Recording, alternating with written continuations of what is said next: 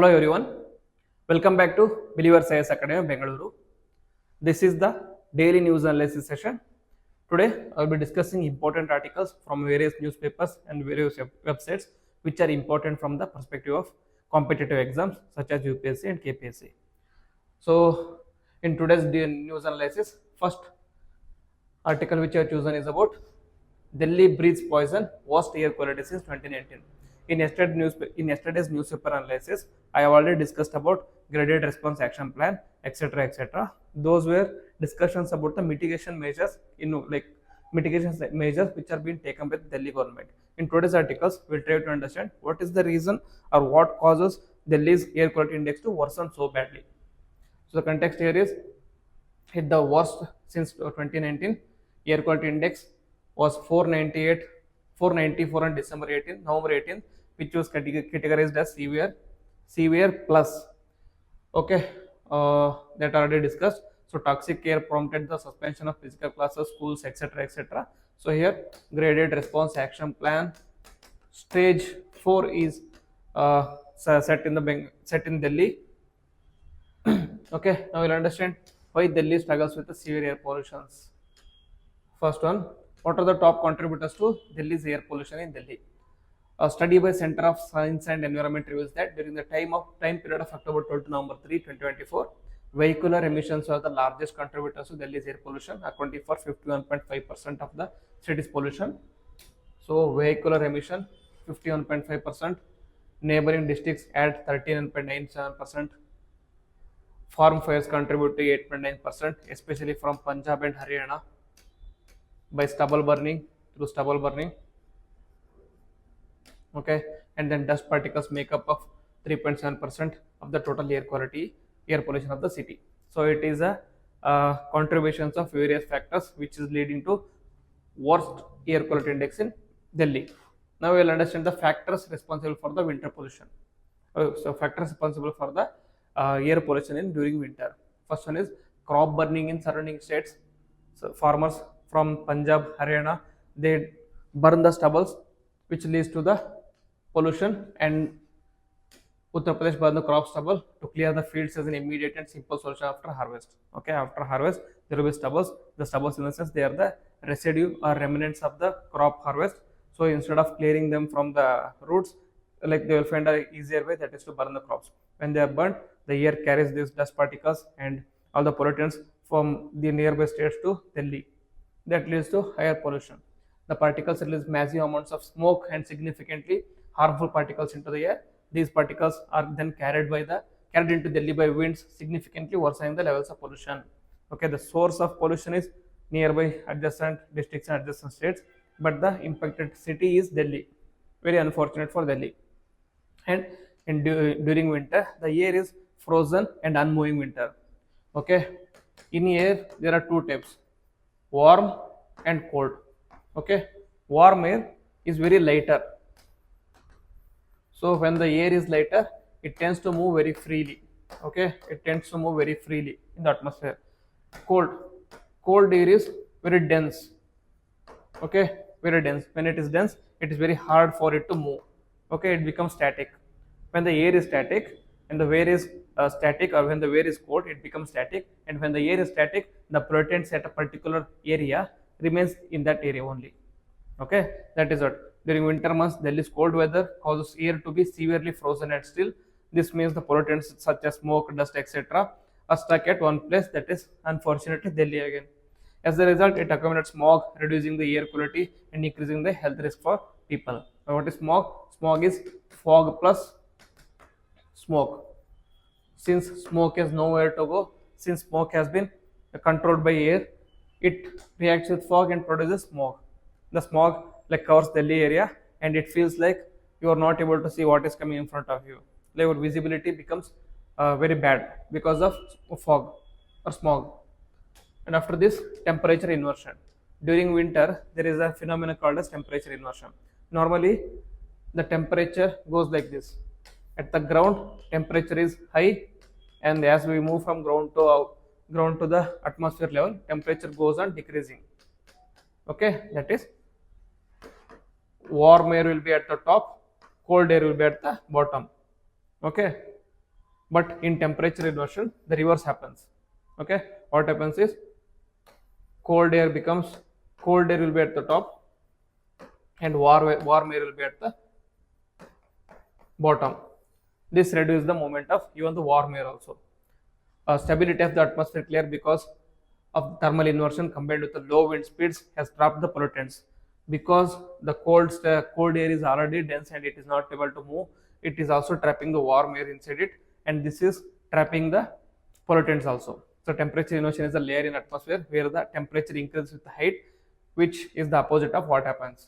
I told you. Generally, normally, this is the general case. The temperature goes on decreasing with the height, but in temperature inversion, it reverses and it goes on increasing with the height. In normal conditions, air temperature decreases, the altitude increases. And then overpopulation. The population of Delhi is over 20 million, and face urban growth that puts immense pressure on the infrastructure. Because population is more, obviously people tend to use more vehicles. Okay, personal vehicles becomes more, and that is why pollution increases. And again, one of the most contested and one of the most controversial issue, that is fireworks during the festivals, especially Deepavali or Diwali. And then construction and dust, because Delhi is an urban center, construction is ever happening business there. Okay, because of these constructions, the particulate matter such as PM 2.5, PM 10 are released. Okay, and fly ash is released. These particles, they get into the atmosphere and they start polluting the Delhi air. And then other factors such as bare and open fields also generate dust, especially during the windy conditions, further deteriorating the air quality. Additionally, wildfires and the burning of waste produce harmful smoke and soot, adding to the pollution with the toxic particulates and gases. Industrial emissions, including sulfur dioxide, nitrogen oxide, etc., etc. So, various factors contribute to Delhi's air quality, and that is why the air quality in Delhi all keeps worsening all the time. So, that is in order to overcome this one. Okay, Central Air Quality Management Authority has implemented like graded response action plan 4. Even it was criticized by Supreme Court because of the delayed action. They were asking, why didn't you put the GRAP 4 earlier? So that is current news. Yesterday we discussed about GRAP. Today we are discussing about the reasons behind Delhi's pollution. Next question. Next statement. Next article. Sorry. This was in Indian Express. Should fossil fuels be regulated like nuclear weapons? So the article was, can the fossil fuels be regulated like nuclear weapons? The group that is trying the success achieved so far. So in these articles, we will try to understand fossil fuel non-proliferation treaty aimed at phasing out the fossil fuels and promoting a just transition to renewable energy. Okay, in nuclear weapons, there is NPT, Nuclear Proliferation Treaty. Okay, all the members who are signed to this treaty are binded by the treaty to stop manufacturing nuclear weapons. Okay, so now a similar treaty is there already, and it is asking all the individuals, all the countries to join the treaty so that we stop extracting and using the fossil fuels, so that we can transition from fossil fuel based energy to renewable energy. So first we'll understand what is fossil fuel non-proliferation treaty. It was conceptualized in 2016 and launched in 2019. Proposes to make legally binding on nations to end fossil fuel extraction, wind down existing production, and manage a just transition to renewable energy. Objective is to regulate nuclear weapons, inspired by the international treaties that regulate nuclear weapons.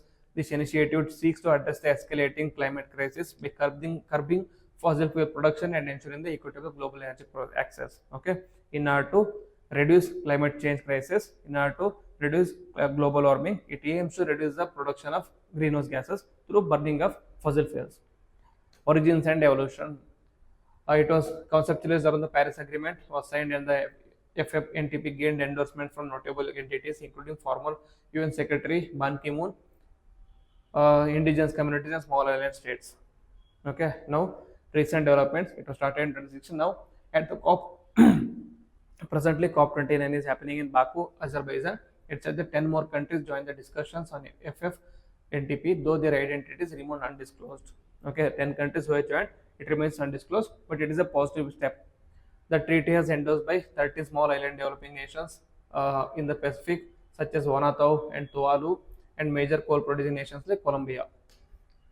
And then financial support for this treaty is a collective endorsement of 25 members of the Global Alliance for Banking on Values, makes the initiative's first major banking from the financial sector. So any treaty, for it to happen, for it to work for it to be conceptualized and for it to be working as a proper mechanism, you need a financial backup. Okay, so here Global Alliance for Banking and Values marks Global Alliance for the Banking and Values have provided the first investment for this treaty.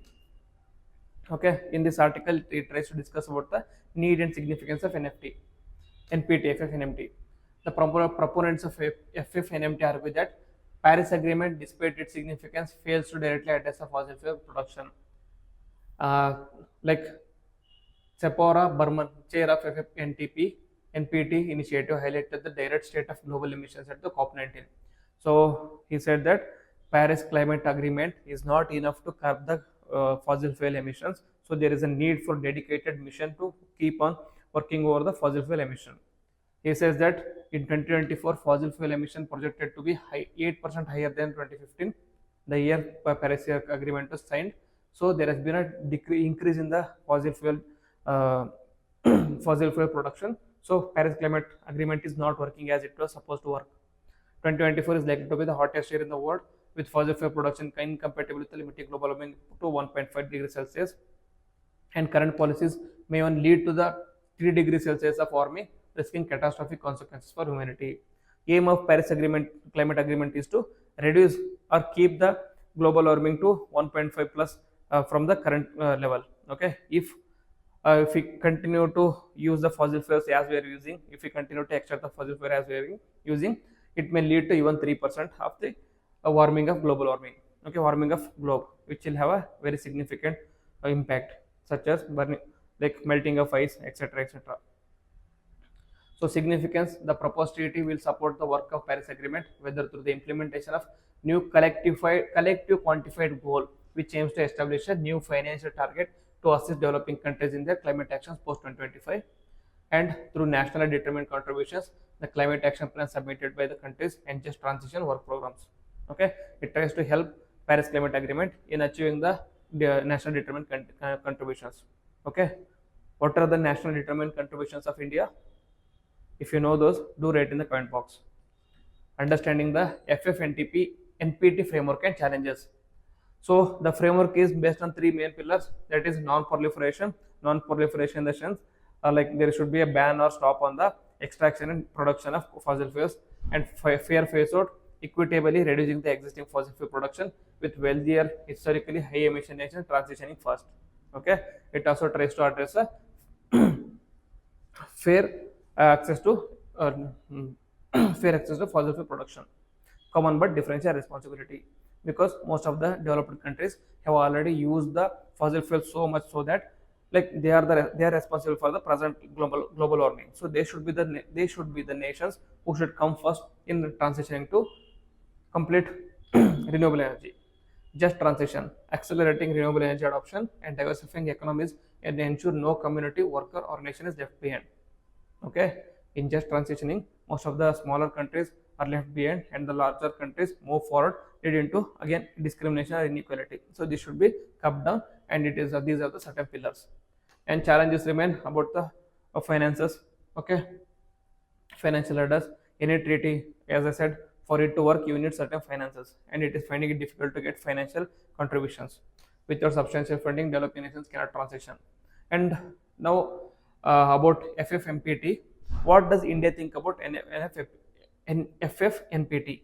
Okay, India's position is that while India has not been extensively engaged, FFNTP initiative recognizes its significance. As a major fossil fuel consumer, India's emissions are projected to rise by 4.6% in 2024, according to the global project. Advocates believe India could benefit from the treaty, ensuring justice and equity in the global energy transition. So India has not yet recognized the treaty. It has not yet signed to this treaty. So there are still talks going on. So because of India's particular needs, India is dependent on fossil fuels. They are saying that by joining this grouping, there can be more beneficial to India also. That we have to wait and see in the future. So way forward, the treaty must align with the Paris Agreement's goals, supporting financial mechanisms like new collective quantified goals and like national determined contributions. So we should know about FFMPT. What is FFNTP? Whether it is already conceptualized, whether like if there is a question about FFNTP and the statement is like India is a active member of FFMPT, then the statement becomes wrong. We should know these kind of things. And then there was an article in Business Standard about unemployment in India. The article said that urban unemployment rate hits a fresh low of 6.4% in quarter 2 of financial 2025 according to periodic labor force survey data. So there is a positive, positive news among all the negatives. First, you'll understand what is unemployment. Unemployment is when an individual who are capable of working, who are actively seeking the work, and who are willing to work at a prevailing wages are unable to find the jobs. Okay, that is unemployment. Okay, you are capable, you are willing, and you are seeking the work. Even then, if you are not getting the job, then you are considered as unemployed. It is an important indicator of the economic health of a country, reflecting the level of economic activity, etc. In India, unemployment is measured by Ministry of Statistics and Program Implementation, National Sample Survey Office, and the Center for Monitoring Indian Economy. So NSSO, National Sample Survey Office, has two types of measurements. It uses two primary measures to classify working status of individuals. First one is usual principals and subsidiary status, UPSS. According to this, not UPSC, UPSS classifies an individual's principal status, whether employed, unemployed, or out of labor force, based on the activity they spent spent the most time on the previous year. Okay, it is based on yearly basis. In the last previous year, what time did you spend more on? Okay, what is the activity you spend more time on? Okay, if you check the youths of present India, that will be PUBG or Free Fire, I guess. Okay, an individual who works in a subsidiary role for at least 30 days within the year is also counted as employed under this measure. So it is not a true measure of employment, because in a year there are 12 months. Even if an individual is working for 1 month as a subsidiary role, even as a subsidiary role, he is considered as employed. So unemployment rate will be very less and employment rate will be very high according to this measurement. There is another measurement called as current weekly status. This adopts a shorter reference period for 1 week. An individual is counted as employed if they worked for at least 1 hour on any day during the last 7 days preceding to the survey date. This is more representative, and that is more of a real measure of unemployment in India. As a result, unemployment rates under CWS are typically higher than those of UPSC, obviously, UPSS. So in this particular news article in Business Standard, they are giving certain data about unemployment in India. NSO reported decline in the quarterly unemployment rate for the urban areas to record low of 6.4% in July-September 2024 period, down from 6.6% in the previous quarter. Okay, this is the lowest unemployment record in India's history. So this is a positive step. This marks the lowest unemployment rate in periodic labor survey began in April 2018. And then key highlights: labor market indicators, that is labor force participation rate, it rose to high of 50.4%, reflecting an increase in people actively working or seeking work. Okay, so labor force participation rate is at 50.4%. And then worker population ratio reached a record high of 47.2%, indicating more people are employed. Okay, worker to population ratio is total population of the country and the people who are actively working in the population. That is worker population ratio, that is around 47.25%. Labor force participation rate is all the people who are between the age group of 18 to 60. Okay, 18 to 60 are considered as labor force, and the people in that particular labor force, if they are actively seeking in work, it is called as labor force participation rate. It is 50.4%. So it indicates that an increase in the people actively working or seeking the work. Gender specific data: female unemployment dropped to record low of 8.4%, but remained above 8% for the 5th consecutive quarter. Male, overall it is only 6.4. Within that, but among that, within that, female labor force, female unemployment rate is at 8.4%, indicating that it is higher compared to the national average.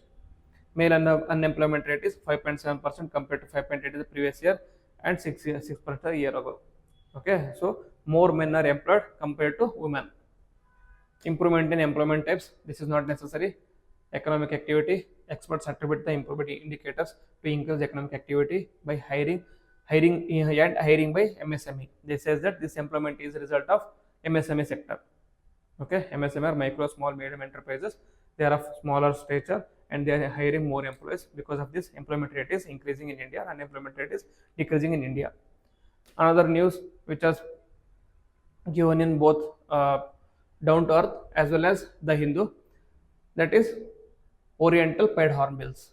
That is, the people of Mayong village in Assam have come together to protect a growing colony of Oriental pied hornbills, which they view as the symbol of peace and prosperity. Okay, so there is a village in village in Assam called as Mayang village.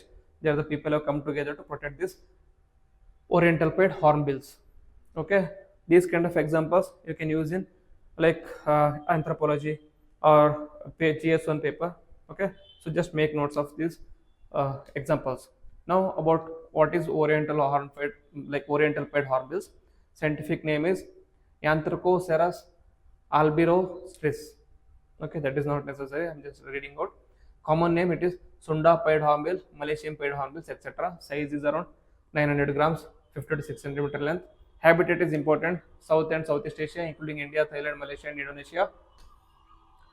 Behavioral pattern features diet, it is omnivorous, mainly fruits, but it also eats small reptiles and insects.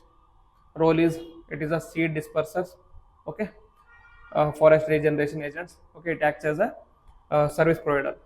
Nesting, females seals in a tree cavity and male feeds her. This is very important. Like if you learn about mating behavior of hornbills and how they care for the child rearing, it is like when the female becomes pregnant, they will go into the hiding in a tree and they will close the enclosure. Okay, there will be small gap through which the male hornbill tries to bring food and provide for the female. You should watch the video, it is very beautiful. And then conservation status, in IUCN Red List it is least concern, and sites it is under appendix 2, meaning conditional trade is permitted. Threats, habitat loss, poaching are the major threats, and conservation it is protected in reserves, community efforts for habitat preservation. Okay, so main point here is it is in least concern and it is also present in India. Then there was an article in Press Information Bureau PIB, that is postage stamp released on sickle cell eradication 2047.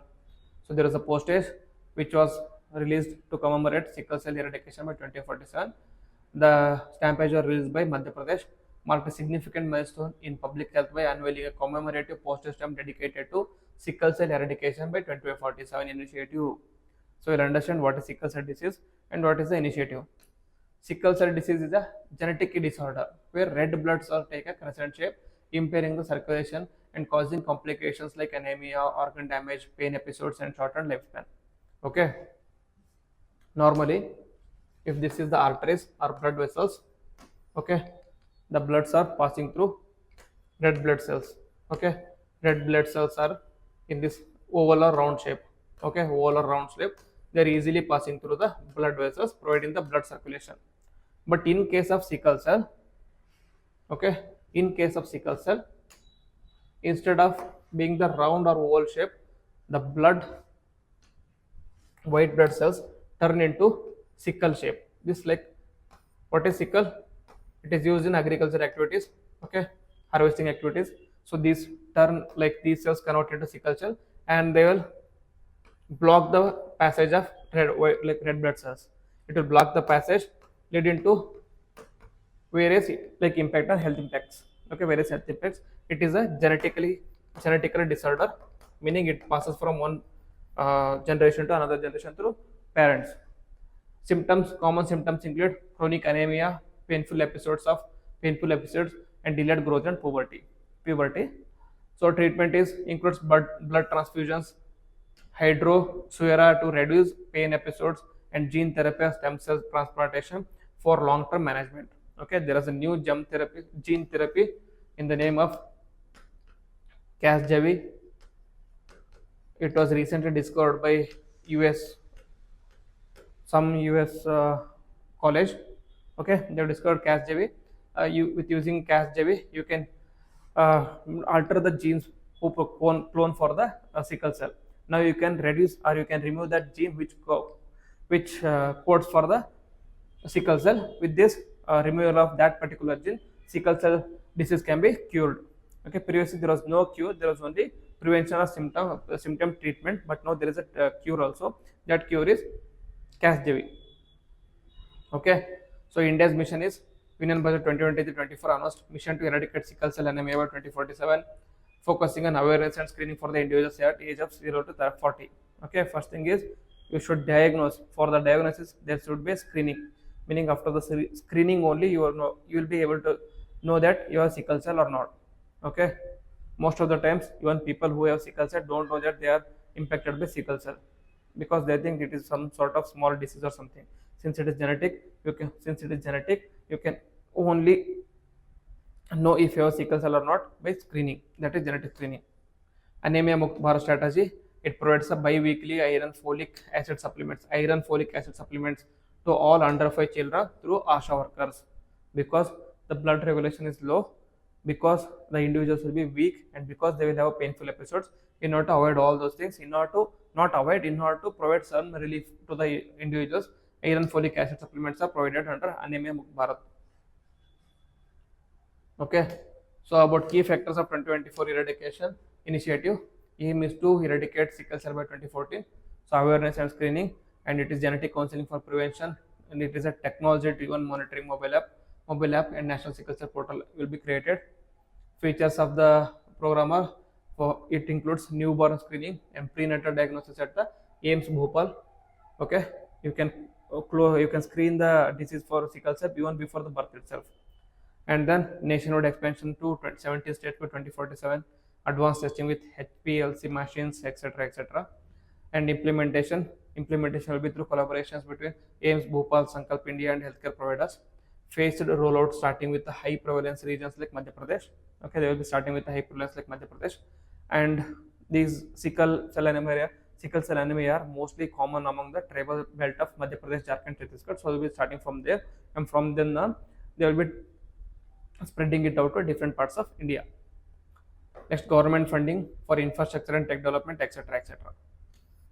Another article which is present in the Hindu, it is very important article, that is G20 summit, which was held previously in a grandiose manner in Delhi, India, is now being held in Brazil, and Brazil's main city called as Rio de Janeiro. So the summit started at Rio de Janeiro's Modern Art Museum. It was hosted by Brazilian President Luiz Inacio Lula da Silva. Key leaders including Narendra Modi, Biden, Xi Jinping, they were etc. participating.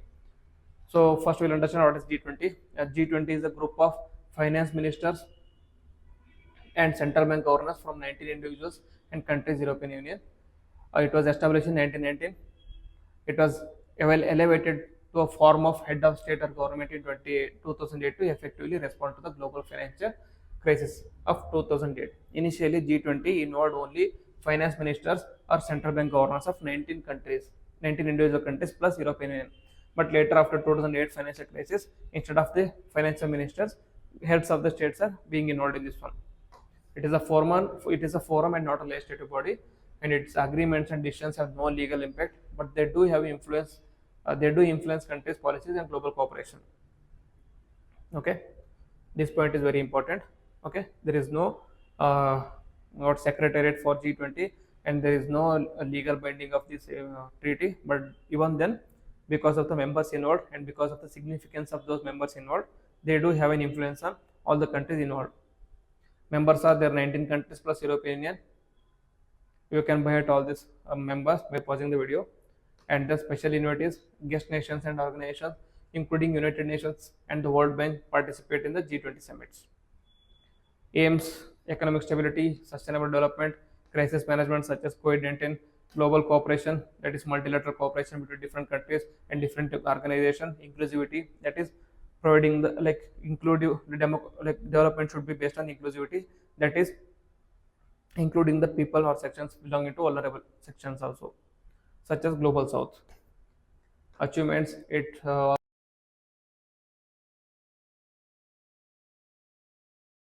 financial crisis, preventing deeper recession. Okay, the Paris Agreement support played a key role in fostering international consensus on climate change goals. A debt relief for developing nations in 2020 launched a debt relief service for debt service suspension initiative during the pandemic to aid vulnerable countries, and during the COVID-19 pandemic facilitated vaccine distribution and economic recovery plans through global cooperation. And 2023 in India's G20 presidency, it focused on digital transformation and fostering digital public infrastructure to bridge the global digital divide. So in this, uh, yesterday's summit, Prime Minister Modi gives certain speech regarding certain issues. The speech highlights are a focus on sustainable development goals, and he praised Brazil's agenda for emphasizing SDGs and global south concerns, recognizing the continuity from India's G20 presidency theme, that is One Earth, One Family, One Future. Okay, so as a head of the state, Prime Minister Modi is representing India. So obviously he will recognize contributions of India, and he will also praise the host nation. And then he praised India's achievements in poverty elevation and food security. In his speech, he mentioned that India is able to pull 250 million people out of poverty in the last decade, distributes free food grains to 800 million citizens, 550 million people benefit from the world's largest healthcare insurance scheme, okay, Ayushman Bharat scheme, and advocates back to basics and march to future approach for tackling food security. Okay, so just boasted about India's contributions or India's developments in poverty elevation. The global contributions collaboration, it strengthened the food security in Africa, providing humanitarian aid to Malawi, Zambia, and Zimbabwe. So it said that India was involved in global contributions. It welcomed Brazil's proposal to establish global alliance against hunger and poverty. So, and it also supported the global south, emphasized prioritizing global south concerns, particularly food, fuel, and fertilizer crisis caused by global conflicts.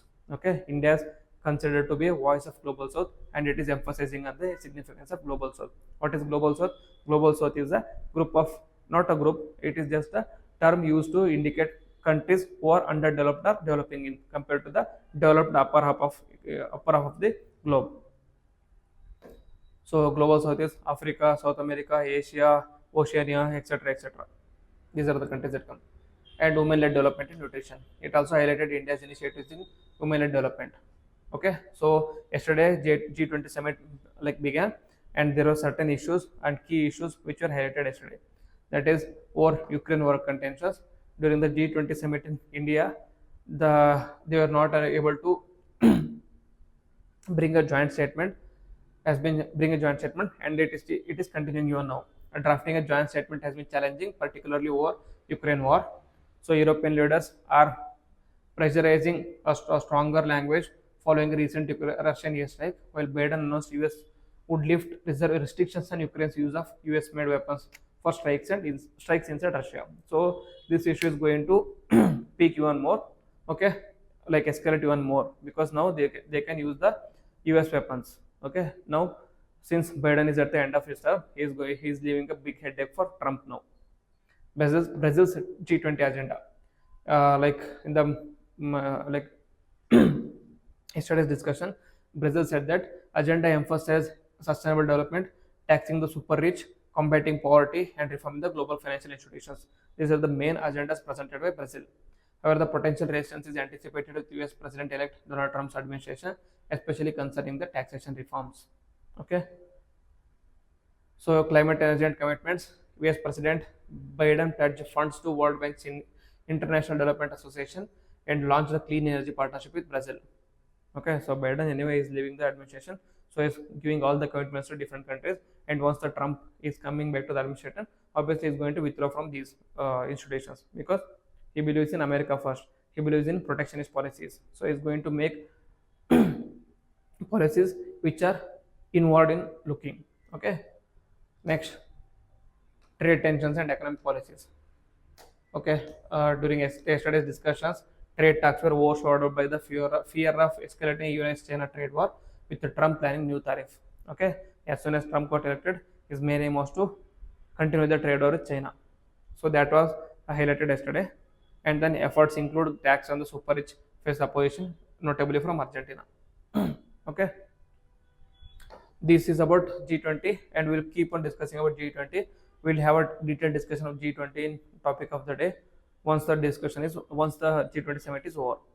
And another last article for today is 56 tiger reserve of India. Like today only, there was a 56 tiger reserve in the country was notified in Chhattisgarh by Environment Minister. So this was an article in the Hindu. Like 56 tiger reserve is Guru Ghasidas Tamor Pingla Tiger Reserve. It is the 56th tiger reserve of India located in Chhattisgarh. The National Tiger Conservation Authority had accorded final approval for notifying it in 21. So approval was given in 2024. So it is nestled in Chotanagpur Plateau and partly in Bagalkhand region plateau. Thus comprises varied terrains, dense forest, streams and rivers. These conditions are favorable conditions for rich diversity of tigers. Area it is spread over 2,829 square kilometers.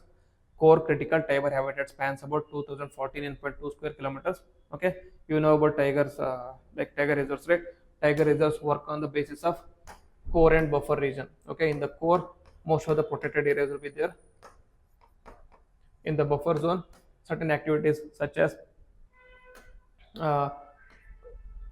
recreation activities, construction, small constructions are allowed. Okay, core buffer. So here the core area of tiger habitat spans are 2,014 square kilometers. So this comprises of Guru Ghasidas National Park and Timor Pangla Wildlife Sanctuary. Both are comprised within the tiger habitat, and buffer zone spans around 780.15 square kilometers. Okay, within the core area, 2 important national parks and wildlife sanctuaries are involved. So Guru Ghasidas is the third largest tiger reserve in the country after Nagarjuna Sagar Srisal Tiger Reserve in Andhra Pradesh and Manas Tiger Reserve in Assam. That is why it becomes very important. You can expect a question in UPSC prelims in the coming year. So it is contiguous with the Sanjay Dubri Tiger Reserve in Madhya Pradesh, forming a landscape a complex of nearly 4,500 kilometers. Okay, so since it is in Chhattisgarh, it is also in contiguous. It is in connection with the Sanjay Dubri Tiger Reserve in Madhya Pradesh. So combining both, it is nearly 4,500 square kilometers. So in the west, it is connected to Bandhavgarh Tiger Reserve in Madhya Pradesh. In east, it is connected to Palamu Tiger Reserve in Jharkhand. So about biodiversity, there are 753 species, including 365 invertebrates, 388 vertebrates, etc., have been documented by Zoological Survey of India. This is not important. Other thing important is there are 4 more tiger reserves in Chhattisgarh. Recent one was Guru Das Tamor Pingla Tiger Reserve. Apart from that, there are 3 more tiger reserves, that is Achanakma Tiger Reserve, Udanti Sitnadi Tiger Reserve, Indravati Tiger Reserve. Okay, so this is about newspaper analysis discussion, newspaper analysis. If you have any other doubts, if you wanted any other articles to be discussed today, do write in the comment box. I will be picking up those articles and I will discuss in the coming news analysis. If you like the video, then please like, comment and share with your friends. With this, I will end the video. Jai Hind.